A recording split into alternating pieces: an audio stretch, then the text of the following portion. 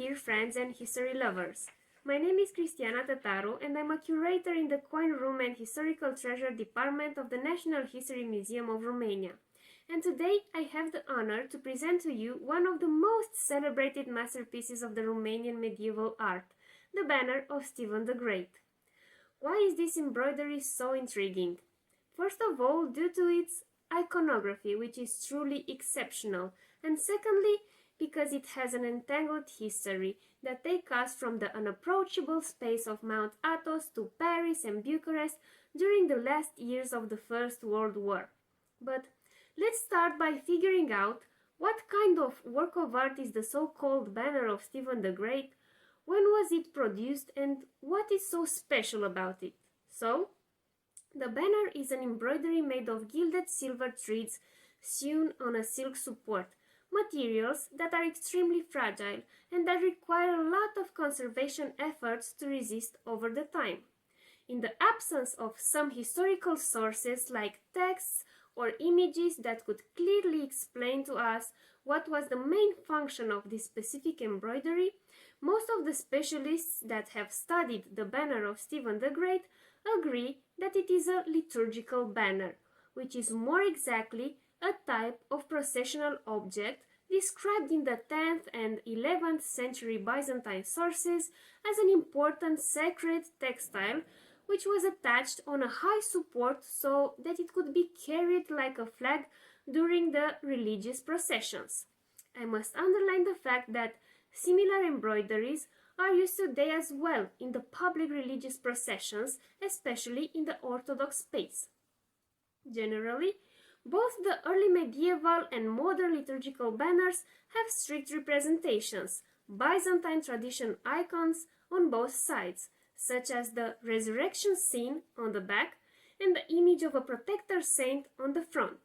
However, the banner of Stephen the Great preserves only the main side, with a representation of Saint George.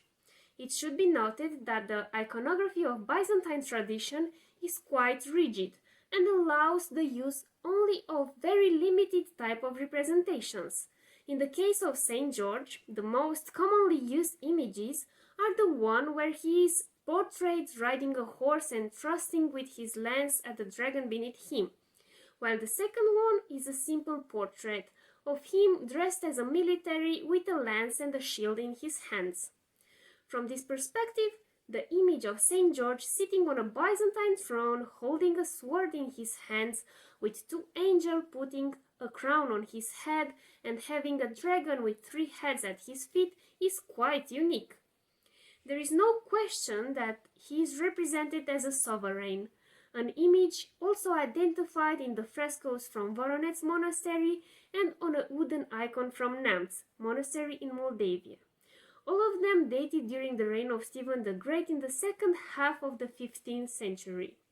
The emergence of this iconographical type in Moldavia during this specific period can be linked with the aspiration of Stephen the Great, a prince who was fighting against the Ottoman danger, which was so feared by the entire Europe,